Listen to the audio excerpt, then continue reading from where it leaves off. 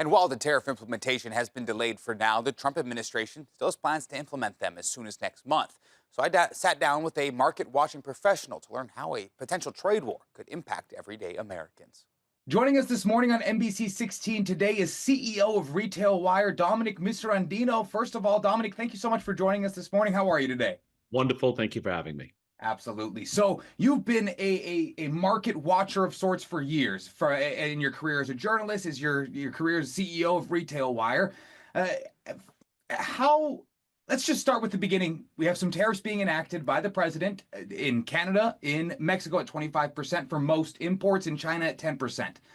Let's just start with the basis. What is a tariff? How does it work? Who does it impact? Yeah, tariff at the basic is what the importer pays to receive goods in the States. So if I decide to open a shop of maple syrup and I wanted to buy that maple syrup from Canada, I, as the importer, will take those bottles, take the $1 bottle of maple syrup, and then I pay 25 cents to the US government as the tariff.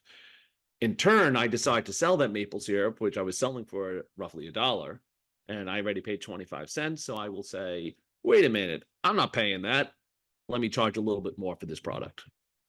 So the impacts, how long does it take for those to be felt? If we're saying that there's going to be a price increase once those tariffs are enacted, is that an instant thing we're going to see this week, next month? How long does that take? The short answer is D, all of the above. I think it depends on the supply chain, depends on how fast. We're also at a different historical point in terms of supply chain. Ordering from Temu, for example. This is something that I have teen goddaughters who order from Temu straight from China, and that's a normalcy when societally that wasn't normal 10, 20, 30 years ago. So I think that quicker supply chain makes it a little bit different right now. Now, people on either side, there are arguments to both sides of this tariff implementation. Some say that it's going to increase costs of goods. Sounds like you agree on that front. It also, people who agree with this idea or support it say this will help to incentivize production here on U.S. soil. Is that going to be the case? And if so, how long does it take for that kind of feeling to be felt? And I think that is true, that at times tariffs could possibly incentivize. But that all said, if tomorrow someone says my lumber mill will be cheaper here than Canada, I have a feeling it takes more than 24 hours to build a lumber mill. And that is the other issue. If these infrastructure placements aren't already there, it will take a certain degree of time. Car factories, steel mills, lumber, and that's not including the concept of not only building said infrastructure, but the labor costs to go with it, and et cetera. But lastly, is it something of which the product produced from this domestic new market created, is that product cheaper than the foreign market supplying it? That part I don't know if we have those answers yet.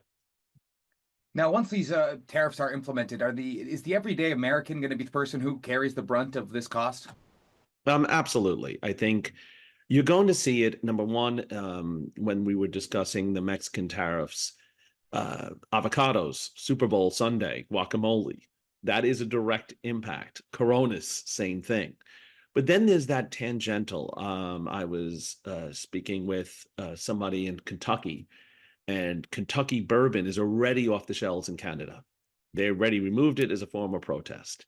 That will affect the sales. But if your Kentucky bourbon is not being sold, maybe there's a glass bottler down the block. Does he produce as many glass bottles for you when you're not selling as much? So that's the secondary effects I think we'll start to see too. There are a couple things that you touched on there that I'd love to follow up on. Firstly, you started listing off some of the items that will start to feel those impacts on the soonest. When you took a look, you heard about these tariffs are coming down the pike. You take a look at what consumer goods are going to be impacted. How wide-ranging is this impact going to be for the American consumer? I would say it's as wide-reaching as you could imagine, excluding products which are 100% domestic. Amish country, people who cut their own wood and make their own furniture, that's a completely closed circle. But generally speaking, if you pick up your iPhone, the parts to it come from everywhere. Every computer, the parts come from everywhere. And even it's sometimes interesting, watch documentaries on what happens to your computer after it's sold. The recycling process sends it back to India. There are products that will traverse the world like it's nothing. I, in fact, was reading an article about canned fruit that was getting picked in Asia, bottled, canned in South America, and shipped to America. That's natural. So you have so many hands touching the product at times before it even hits America. I don't know if it's easy to separate out exactly which products will have effect on it. We have known that there was a potential for these tariffs to be coming for quite some time. It was a campaign promise of the Trump administration. So to see it enacted is not a shock to anyone. Um, how the one thing that I never heard much discussion about is the outside reactions. We heard, oh, that'll drive up costs here locally. We're starting to see some signs from Canada about how they're going to retaliate, from Mexico planning about how they're going to retaliate. What sort of impacts will we see outside of the United States that may then, in turn, continue to impact the American consumer? There is definitely a degree of protest. The fact that things went off the shelves already over the weekend before the tariffs came to play, that tells you something. And you have to think to restock those shelves will take a few minutes. Even if the tariffs are removed, even if there's no threat of tariff, at some point, someone has to go back to the shelves in Canada and say, hey, would you mind putting back the Kentucky bourbon? That's going to take a few minutes right there. Some arguments being made are that, this is a pain that is temporary in order to once again have an American industry that is booming and everything's produced here within our own borders, and thus then driving prices back down. Is that something that is realistic? And if so, how long of a timeline would that take, if it's even possible? I say the answer is it depends on your definition of temporary. Is this a 1 week process or a multi-year process? I would say with the example of steel mills, those are not being implemented in a week. With other examples, can they even be replaced? Is there the labor in the US that wants to grow avocados or coffee? Can we grow enough coffee when you think our coffee is mostly from South America?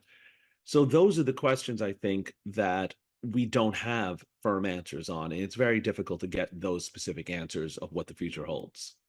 Well, it seems inevitable that this pain, temporary, be it for the length of time, non-determined at this point, but for folks that will be feeling the pain of these price increases, that have already been feeling the pain of price increases for since the pandemic, 5 years now, what advice would you have for the everyday consumer about how to protect themselves in any way, if possible?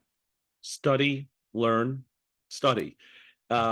There's so many, for example, I've seen wild rumors on the price of eggs, and people were not aware of the bird flu and having to put down flocks. And you need to understand how these mechanisms work, how most of our fruit and vegetable does come from Mexico. We can complain about it all we want, but is that a direct impact that the moms and the broadcast will say, wait, I couldn't buy enough fruits and vegetables because where I am locally, we cannot grow this.